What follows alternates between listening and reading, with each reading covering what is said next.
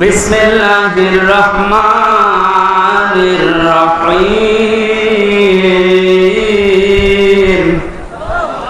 ইন্নাল্লাহা আশতারা মিনাল মুমিনিনা আনফুসাহুম ওয়া আমওয়ালাহুম বিআন্না লাহুমুল জান্নাহ।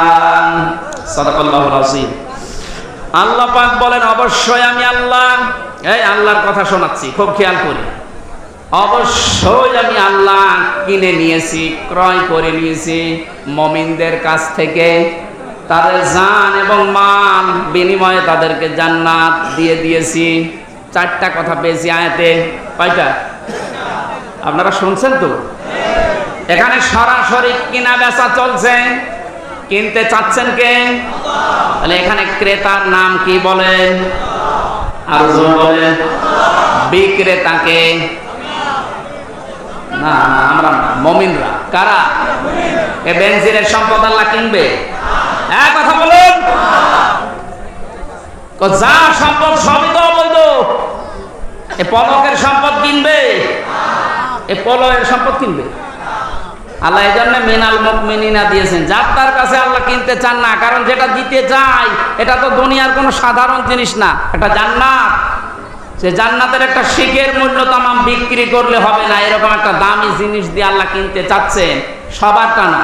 মিনাল মুমিনিনা না দিয়ে আল্লাহ যদি মিনাল মুনাফিকিনা দিত, তাহলে এদেশে সবারটা আল্লাহ কিনতো। কথা বলেন না কেন? এই জন্য আল্লাহ কিনতে চান সরাসরি মুমিনেরটা। কারটা? এদেশে মুমিন এখন কম না বেশি? দিন দিন বাড়তেছে। 5 তারিখ পর্যন্ত মুমিন মাত্র এই দেশে কোরআন আর হাদিস অনুযায়ী মাত্র 20% ছিল। এই 5 থেকে আজ 21, এই কয়দিন? এই 16 দিনে অলরেডি একটা জরিপ পেলাম, 35 ভাগের উপরে মানুষ এই দেশে আছে এখন যারা ইসলাম রাষ্ট্রীয়ভাবে চাচ্ছে। যেভাবে শুরু হয়েছে আমার তো মনে হচ্ছে এভাবে যদি কিছুদিন চলতে থাকে 51 ভাগ তৈরি হতে আর বেশি দিন লাগবে না। কারণ এটা কোরআনের নির্দেশ, রাআইতান নাসা ইয়াদখুলুনা ফি দীনিল্লাহি আফওয়াজা। হে নবী, আপনি যখন দেখবেন যে আল্লাহর সাহায্য এসে গেছে, বিজয় তখন পাবেন, আর বিজয় হলে দলে দলে মানুষ ইসলামে প্রবেশ করবে। শুধুমাত্র ডাক্তার মতিউর রহমান এবং আলেমদের একামতে দিনের দায়িত্ব যারা পালন করে, এই কর্মী, এই খাদেমদের একটু চেষ্টার কারণে আমরা চর্মচোখ দিয়ে দেখতে পাচ্ছি এই দেশে আজ দলে দলে মানুষ বুঝে ইসলামে প্রবেশ করছে।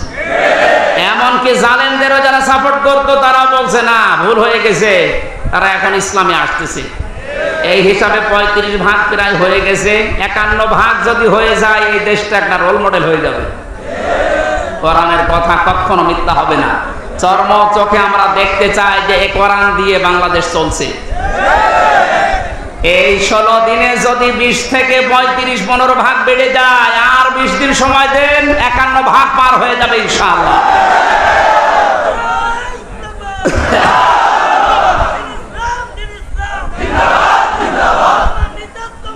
সম্মানিত ভাইরা, এদেশ এই 53 বছর বহু মানুষ চালিয়েছে, আমরা দেখলাম নাকি? দেখলাম না?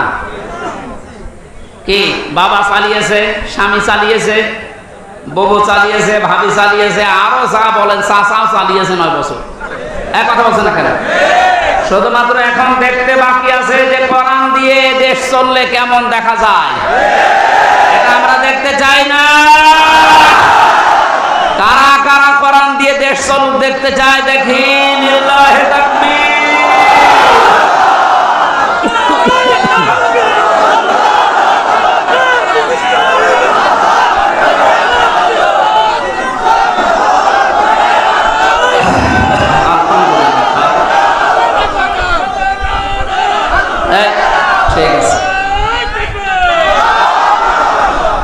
হাত তুলেছেন আল্লাহর জন্য তো নাকি লোক দেখানোর জন্য?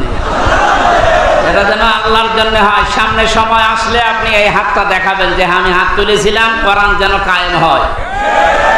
কোরআন তো ফেরেশতারা এসে কায়েম করে দিয়ে যাবে।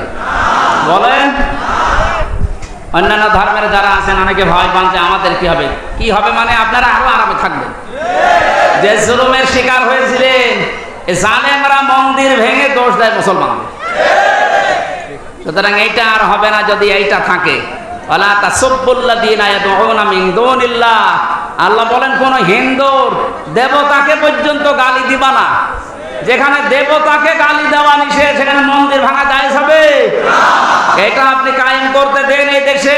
আপনি অন্য ধর্মের তাই কি আপনি এটার পক্ষে আসেন, আপনিও নিরাপদে থাকবেন ইনশাআল্লাহ। ডাক্তার শফিকুর রহমান আজকে ঘোষণা দিয়েছে কোরআনে কারিম যদি সত্যি এই দেশে কায়েম হয়, মেয়েরা যে উল্টাপাল্টা ধারণা করে ধারণা একটাও থাকবে না, সবচাইতে বড় নিরাপদে থাকবে তারা। মেয়েদের কোনো গ্যারান্টি পাওয়া যাচ্ছে না, নিরাপদে থাকবেন আপনারা। এই জন্য ওই জায়গায় যদি যেতে হয় 100 জনের 51 জন মানুষ লাগবে। 100 জনের কতজন? 51 জনের ভেতরে যদি এই যশোর, কেশবপুর, মনিরামপুরে কেউ আসে, ফিরিয়ে দেবে?